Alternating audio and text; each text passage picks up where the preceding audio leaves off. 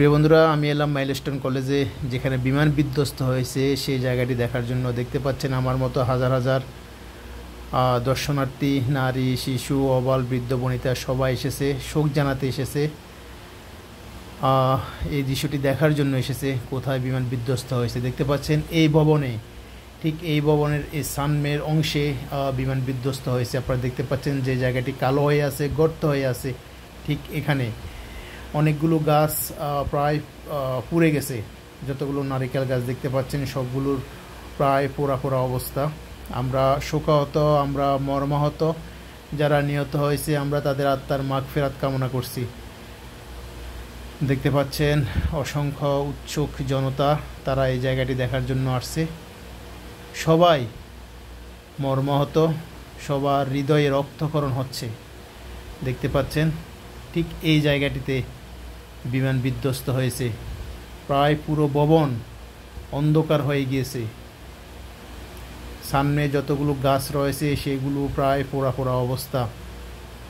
অনেক সাংবাদিক, মিডিয়া কর্মী, ছাত্র জনতা, সাধারণ নাগরিক, কৃষক, শ্রমিক, সকল শ্রেণীর মানুষ এসেছে আজকে এই দৃশ্যটি দেখার জন্য এবং সহমর্মিতা প্রকাশ করার জন্য। আজকে শোকের দিন। আজকে সরকার একদিন শোক ঘোষণা করেছে। আমরা শোকাহত পরিবারের প্রতি সমবেদনা জানাচ্ছি। সেই সাথে যারা অসুস্থ রয়েছে তারা যেন সুস্থ হয়ে যায়, আমরা তাদের জন্য দোয়া করছি। আমরা যখন এখানে এলাম তখন দেখলাম শিক্ষা উপদেষ্টা সহ সরকারের অন্যান্য উপদেষ্টারা এসেছে। তাদেরকে উৎসুক জনতা ঘিরে ধরেছে বিভিন্ন দাবি দাওয়া নিয়ে।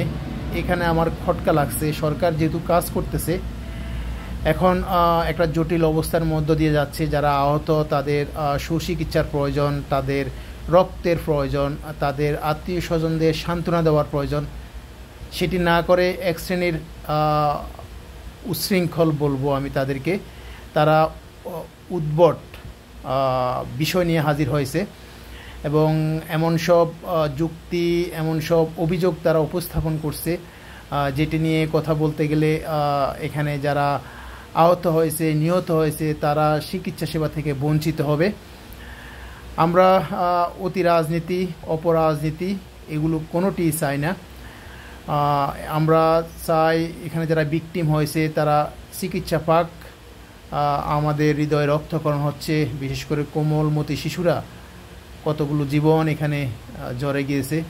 আমরা তাদের আত্মার মাগফিরাত কামনা করছি। আর যারা বিভিন্ন দাবি দাওয়া নিয়ে বিভিন্ন অভিযোগ তুলে এরকম জটিল পরিস্থিতিকে আরও জটিলতর করে তুলছে, আমি তাদেরকে অনুরোধ জানাবো, সরকারকে কাজ করতে দিন, সেনাবাহিনীকে কাজ করতে দিন, হাসপাতালে যান, তাদের রোগীদের চিকিৎসার খোঁজ খবর নিন, তাদের রক্তের প্রয়োজন, তাদের রক্তের ব্যবস্থা করুন প্লিজ।